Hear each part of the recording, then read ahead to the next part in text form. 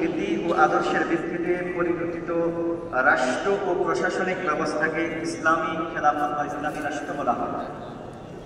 ইমাম শাফিঈ রাহমাতুল্লাহি আলাইহি তিনি বলেছেন, খিলাফত বলতে এমন রাষ্ট্র ব্যবস্থাকে বোঝায় যা কোরআন ও সুন্নাহ অনুযায়ী প্রতিষ্ঠিত।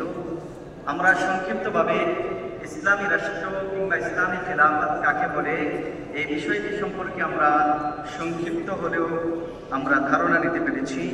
প্রিয় সুধী, এবার আমাদেরকে জানতে হবে ইসলামী খেলাফত প্রতিষ্ঠার পথ কি এবং পদ্ধতি কি হবে।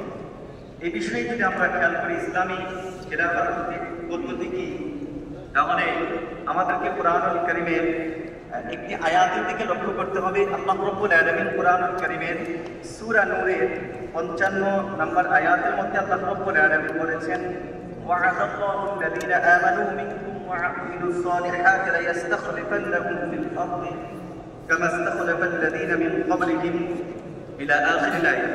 এই আয়াতের মধ্যে আল্লাহ রাব্বুল আলামিন তিনি বলেছেন যে তোমাদের মধ্যে যারা ঈমান এনেছে এবং সৎকর্ম করেছে, আল্লাহ তাআলা তাদেরকে প্রতিশ্রুতি দিয়েছেন তিনি অবশ্যই তাদেরকে পৃথিবীতে নিজ খলিফা বানাবেন, যেমন খলিফা বানিয়েছিলেন তাদের পূর্ববর্তীদেরকে, এবং তাদের জন্য সেই দিনকে অবশ্যই প্রতিষ্ঠা করবেন যেই দিনকে তাদের জন্য মনোনীত করেছেন। যে শুধু এই বিষয়টাকে আমরা আরেকটু যদি ক্লিয়ার করতে চাই, তাহলে আমাদেরকে আরেকটি বিষয় লক্ষ্য করতে হবে। রাসূল আকরাম সাল্লাল্লাহু আলাইহি ওয়াসাল্লাম তিনি কিভাবে রাষ্ট্র গঠন করেছিলেন এই বিষয়টা আমাদের